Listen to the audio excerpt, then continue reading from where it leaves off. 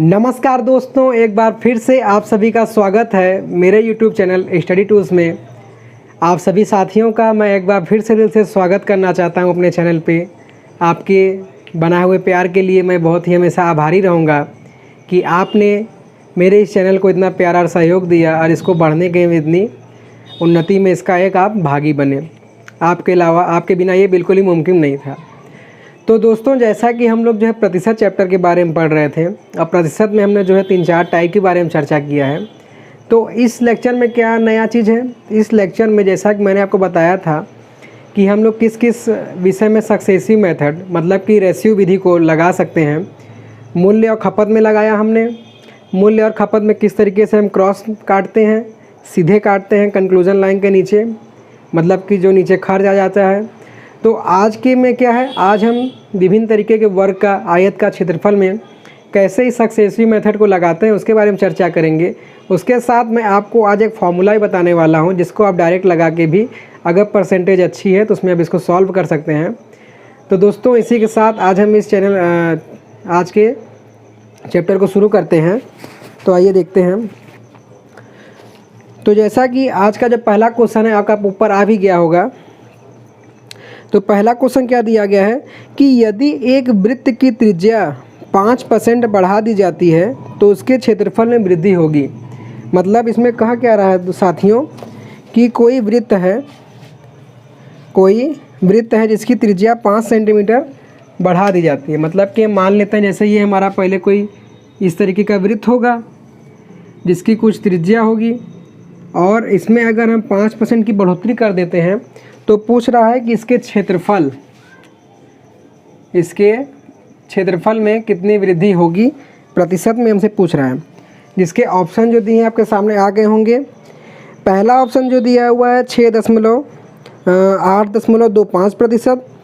दूसरा ऑप्शन दिया हुआ है 9.75। तीसरा ऑप्शन दिया हुआ है 10.25 और चौथा ऑप्शन दिया हुआ है 10.25। तो आइए देखते हैं कि कैसे इसको हम सक्सेसिव मेथड से इसको सॉल्व करेंगे। कि जैसा कि हम निकाल के आ रहे हैं वृत्त का क्षेत्रफल, क्योंकि पहले क्या था उसमें कोई क्वांटिटी हम यहाँ पर लिखते थे, जैसे मान लीजिए कीमत लिखते थे, फिर उसके नीचे जो है खपत लिखते थे, फिर इसके नीचे आ जाता था खर्च। अब इसी विधि को हम इसमें कैसे यूज करेंगे इसके बारे में आज हम देख रहे हैं। तो देखिए, वृत्त का क्षेत्रफल जो होता है वो सब हम लोग जानते हैं कि होता क्या है, पाई आर स्क्वायर। और यहाँ पर मैंने जैसे आपको बताया था कि ये जो रेशियो विधि है, सक्सेसिव मेथड है, ये उसी जगह लागू होगा जहाँ पर उसके सभी जो संबंध रहेंगे गुणा में रहेंगे। तो यहाँ पर अगर हम देखें तो यहाँ पाई गुणा में है, इसके साथ एक आर और एक आर, और इस पाई का मान जो है वो निश्चित होता है, इसमें तो कोई वृद्धि होगा नहीं। तो 5% का वृद्धि एक बार इस त्रिज्या में होगा और फिर एक बार इस त्रिज्या में होगा। दोनों में त्रिज्या हम वृद्धि करेंगे तो नीचे जो लाइन ऑफ कंक्लूजन के आएगा वो आ जाएगा क्षेत्रफल। तो देखिए, पहले क्या वृद्धि हो रही है 5%। तो 5% जैसा कि हम जानते हैं, अगर इसको हम बदलेंगे होता तो 1/20 है, नहीं है तो उस परसेंटेज की जगह हम 100 कर देंगे, 1 काटेंगे 5 एकम 5 और ये 20 बार, मतलब कि इसका 5% बराबर आ जाएगा 1/20। तो इस तरीके से त्रिज्या में जो पहली वृद्धि आएगी, पहले 20 थी, 20 से 1 बढ़ के हो गया 21। फिर दोबारा त्रिज्या में वृद्धि होगा क्योंकि 2 बार त्रिज्या आ रही है मल्टीप्लाई में क्षेत्रफल में, तो फिर 20 से 21 होगा। पाई का मान तो फिक्स है और इन सब का जब मल्टीप्लाई कर देंगे तो ये जो नीचे आ जाएगा वो हो जाएगा क्षेत्रफल।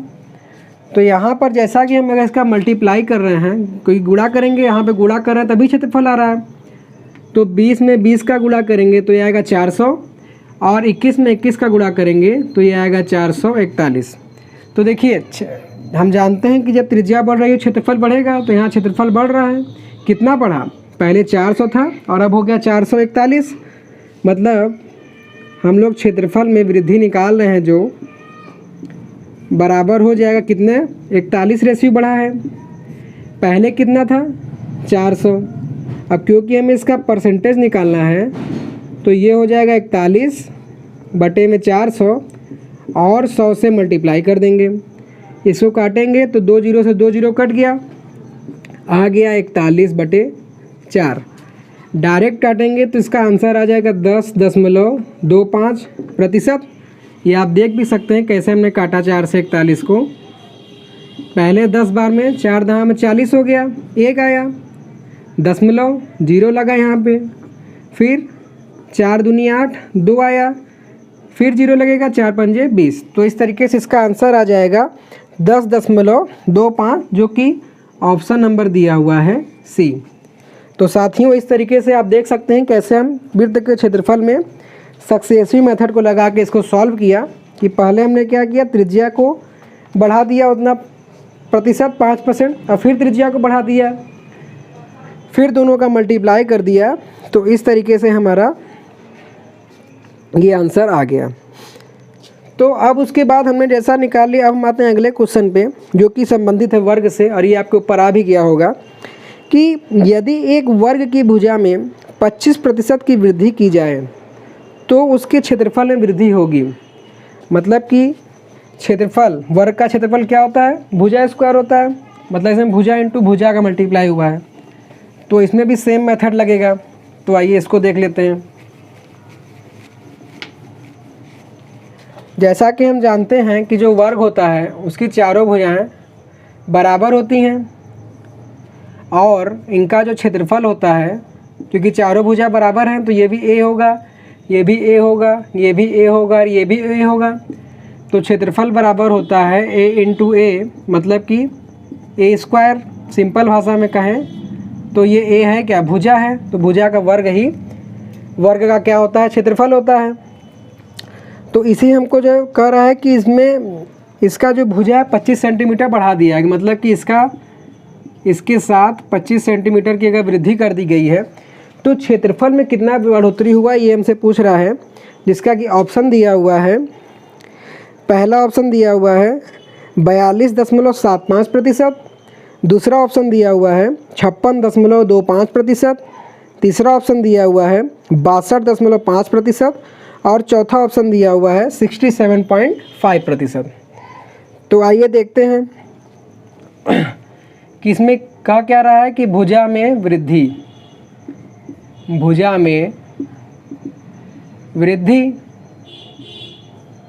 कितना दिया हुआ है, 25%। तो 25% को जब हम बटे में बदलेंगे, मतलब भिन्न में बदलेंगे, तो ये डायरेक्ट होता है 1/4। तो देखिए, क्योंकि क्षेत्रफल में भुजा स्क्वायर होता है, मतलब कि भुजा इंटू भुजा। तो पहली बार भुजा कितना था, 4 था, इसमें 1 की वृद्धि हो गई, मतलब कि 4 से 5 हो गया। फिर से वही भुजा में वृद्धि सेम आएगा, मतलब कि फिर से 4 से 5 हो जाएगा। इन दोनों का मल्टीप्लाई करने पर क्षेत्रफल निकलता है, तो हम इन दोनों का मल्टीप्लाई कर देंगे तो ये क्षेत्रफल में वृद्धि निकल जाएगा। डायरेक्ट गुणा होगा, 4 चौके 16 और 5 25। तो इस तरीके से जब हम क्षेत्रफल में वृद्धि प्रतिशत निकालेंगे तो देखिए 16 से 25 कितना बढ़ा, 16 4 20, 5 25, मतलब कि 9। किससे, प्रारंभ में 16 था, मतलब कि 9/16 इंटू प्रतिशत में बदल रहे हैं, तो इसकी जगह हो जाएगा 100।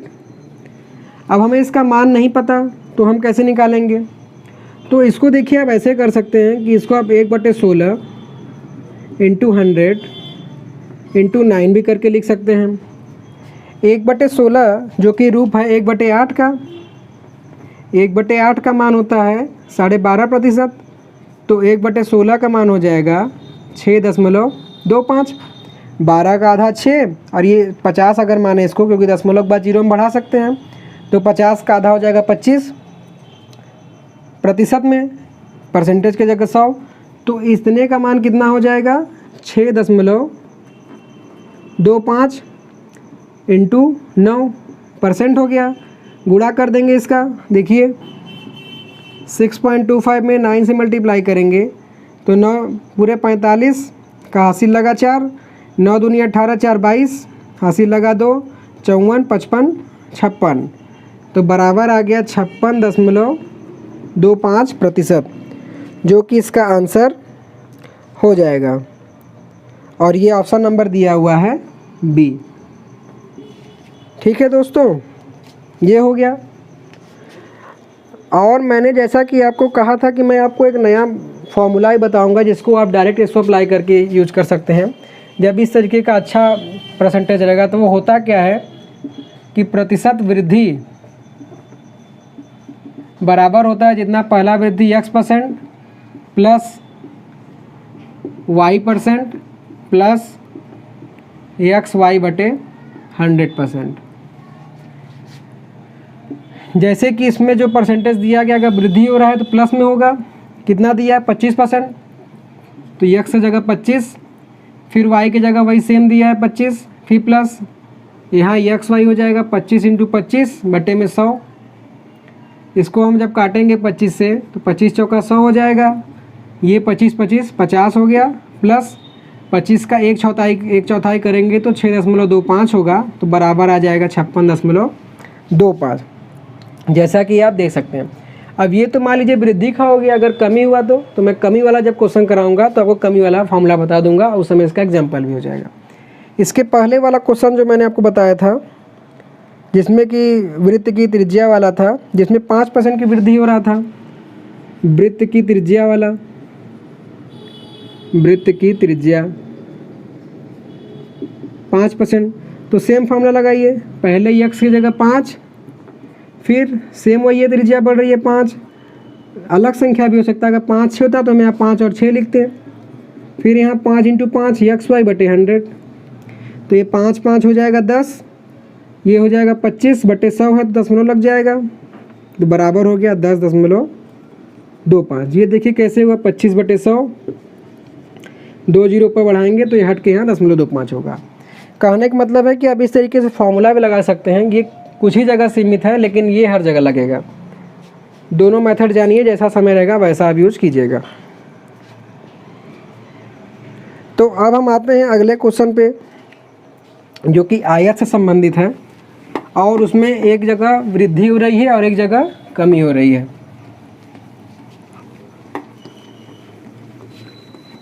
तो देखिए वो क्वेश्चन क्या दिया है, ऊपर दिया है आपके स्क्रीन पे कि यदि एक आयत की लंबाई में 15.38% की वृद्धि तथा चौड़ाई में 23.53% की कमी कर दी जाए तो उसके क्षेत्रफल में वृद्धि क्या होगी।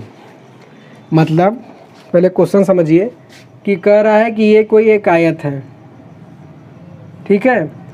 कह रहा है कि अगर इसकी लंबाई में, अगर इसको हम लंबाई मान लें तो ये 15.38% की वृद्धि, और चौड़ाई में क्या कर रहा है कि 23.53% की कमी कर दी जाए तो क्षेत्रफल क्या होगा।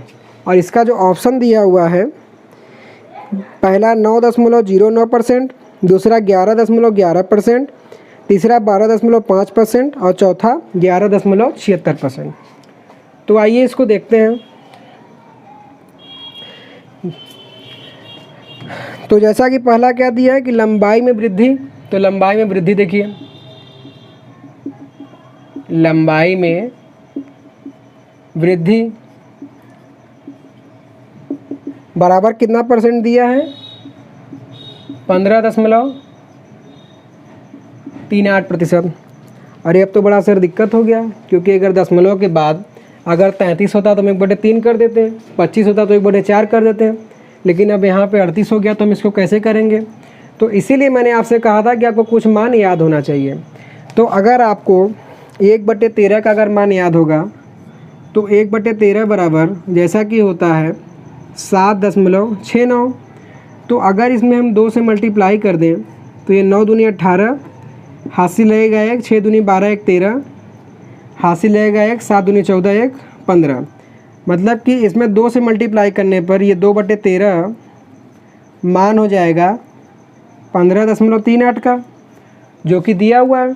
तो इस हिसाब से ये 15.38 जो कि वृद्धि है उसको हम लिख सकते हैं कितना कि 13 में 2 की वृद्धि, मतलब कि प्रारंभिक जो लंबाई थी वो थी 13 थी, और ये बाद में 2 बढ़ के कितना हो गया, लंबाई वृद्धि 15 हो गया। लंबाई में वृद्धि 15.38%, पहले 13 था बढ़ के 15 हो गया। फिर उसके बाद क्या दिया हुआ है कि चौड़ाई में कमी, चौड़ाई में कमी।